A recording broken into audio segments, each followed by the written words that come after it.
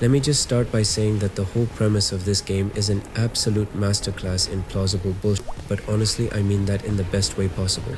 So, when you start the campaign, you're immediately hit with this very well-produced montage that mixes real-world news footage with fictional events to explain how the hell North Korea managed to take over the United States. And honestly, some of the predictions this game made back in 2011 are kinda spooky as hell. So, in the game's timeline, Kim Jong-il dies in the early 2010s, which actually happened in real life in December 2011, just months after the game came out. Then it predicts that a massive bird flu pandemic sweeps the globe in 2022, killing 6 million people, which is uncomfortably close to the actual pandemic we lived through. It's like the devs looked into some crystal ball, saw the worst things possible, and threw them into a video game.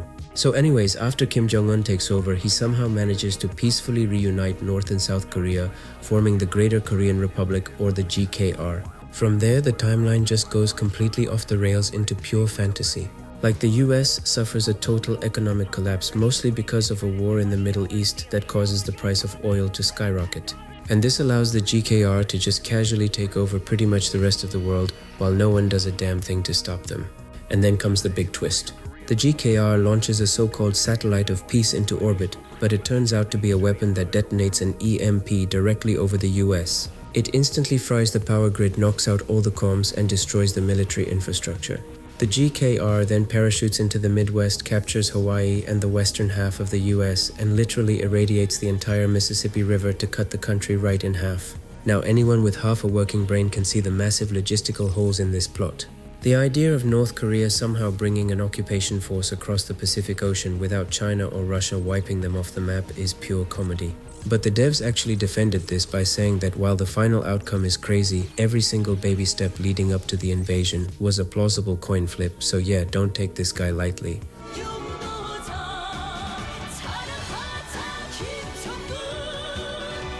Anyways, you play as Robert Jacobs, a former US Marine helicopter pilot, and you're chilling in your crappy apartment when enemy soldiers suddenly bust down your door, beat the living hell out of you, and drag you onto a school bus that's heading to a labor camp.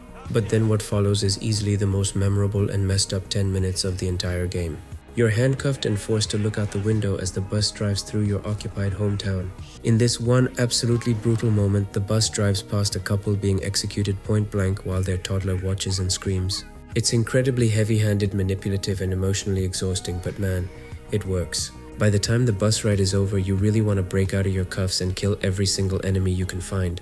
Luckily for you, a big truck comes out of nowhere and slams directly into the side of the bus. You are then pulled from the wreckage by Connor and Rihanna, two members of the local resistance movement. They break you out because they need a helicopter pilot to help them steal some shipment to supply the remnants of the US military over in San Francisco.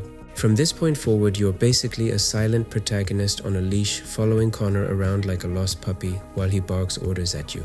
And speaking of Connor, I gotta talk about this guy because he's an absolute unapologetic psychopath. The writers clearly wanted him to be this passionate badass patriot, but he routinely commits war crimes and acts like an ass. Anyways, the campaign takes you through some seriously twisted environments. And eventually, the enemy discovers your resistance hideout, kills everyone inside, including a guy named Boone. You then have no choice but to break through the fortified walls surrounding the town and head out into the wilderness of Utah to find a helicopter. And out in Utah, you run into a faction of survivalists who are somehow even worse than the enemy. These paranoid rednecks basically shoot at anyone who comes near their compound, and they refuse to honor a deal they made with Boone. So, you're like forced to kill a dozen of your own armed countrymen just to steal their helicopter and continue the mission. And the whole story wraps up in this chaotic battle on the Golden Gate Bridge. And the game reaches this frantic climax where Connor actually does something noble for once, sacrificing his own life by calling an airstrike directly onto his position. So the airstrike hits, the path to San Francisco is cleared, and orchestral music kicks in, and then the screen just fades to black and the credits roll. And you're left sitting there with your jaw on the floor, completely dumbfounded, because the game literally ends right when the actual war is finally getting started. It's one of the most abrupt, unsatisfying conclusions in a video game. Voice of Freedom Network reports that American resistance fighters have joined U.S. military forces in a major offensive in occupied San Francisco at the Golden Gate Bridge. Moving on to the visuals, looking at Homefront today is a harsh reminder of the limitations of the 360 era. It runs on Unreal Engine 3 and man, it suffers from every single hallmark issue of that time period. The entire world seems to be coated in this depressing filter of brown, gray, and washed out green. Now I get that this makes sense for a war-torn occupied dystopia, but it makes the gameplay visually exhausting to look at for long periods of time. And the texture work is just wildly inconsistent. And the aliasing in this game is also atrocious. Pretty much all the edges on the character models, the weapons, and the environmental assets are jagged and rough. The game also struggles to render large groups of enemies, often just popping them into existence out of thin air, which kinda shatters the immersion. However, where the raw graphical fidelity completely fails, the sheer environmental art direction actually picks up a lot of the slack. I believe the art team at Chaos Studios deserves some genuine praise for the way they designed these occupied suburbs. And the game relies heavily on visual juxtaposition, and it works wonderfully. You're forced to engage in these chaotic firefights in places that are supposed to represent safety and mundane consumerism. You're shooting enemy soldiers in the parking lot of a restaurant, you're taking cover behind the counter of a fast food joint, and you're having sniper battles inside some retail store. Seeing familiar branding completely destroyed by heavy artillery and littered with corpses gives a unique aesthetic that games like Call of Duty rarely capture.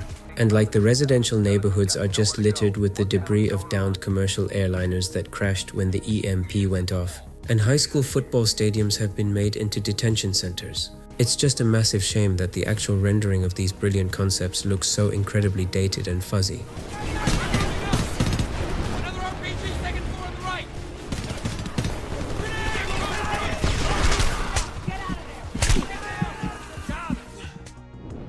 So, when it comes to the actual gameplay mechanics, Homefront throws away all the unique potential of its setting and settles for being a painfully average clone of Call of Duty. It's honestly staggering how safely the devs played it here. You move down a linear corridor, you shoot everything that moves, you wait for your health to regenerate, and then you push forward to the next checkpoint. There's no freedom, no branching paths, just a straight line of bad guys waiting to be turned into Swiss cheese. But the shooting mechanics themselves are incredibly tight and responsive, which is pretty much the only high praise I can give the combat. Aiming feels snappy, and the guns have a solid sense of weight to them. You get a surprisingly cool variety of military hardware, starting with standard M4 rifles and eventually picking up high-tier stuff like the ACR and the Chris Vector. But the actual application of these weapons is brain dead simple.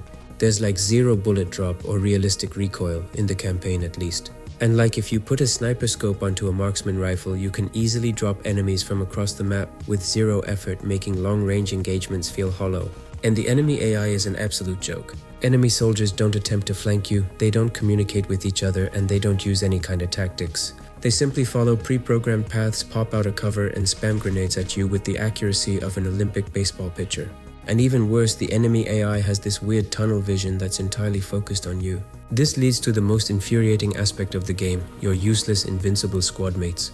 They'll frequently run into the open, stand right in front of an enemy with a machine gun, and take absolutely zero damage. And then will constantly yell at you to push forward but rarely kill any enemies themselves. And if you attempt to follow a squad mate out of cover, the enemy will immediately ignore the NPC standing right in front of them and unleash the fury of 1,000 suns directly into your face. It creates this disconnect where you feel less like a heroic guerrilla fighter and more like the only person on the entire battlefield who's actually capable of pulling a trigger. And to try and break up the monotonous corridor shooting, the game occasionally gives you control of a remote-operated vehicle called the Goliath. It's this 6-wheeled, heavily armored vehicle equipped with a 50 caliber machine gun and rocket launchers. And rather than driving the vehicle, you just aim a little laser pointer at a target, press a button, and watch the Goliath unleash hell on whatever you're looking at. It's incredibly satisfying the first time you do it, but the game relies on this exact same gimmick repeatedly, turning it into a mindless mechanic where you just press a button to delete an enemy tank and move on.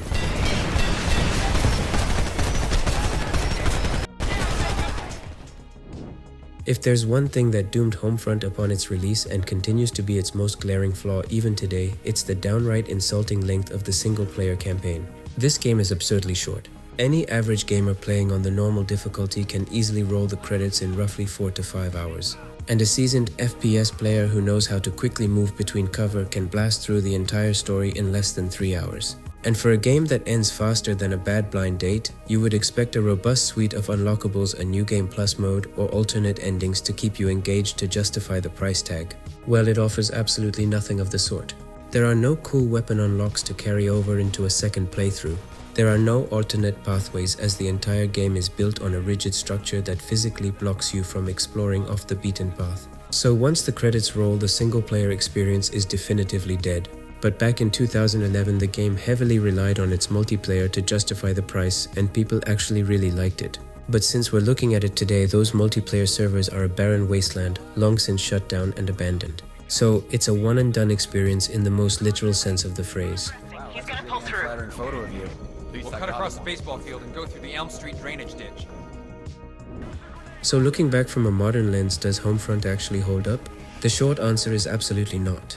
It's a spectacular artifact of its time, a perfectly preserved fossil of a brown filter era.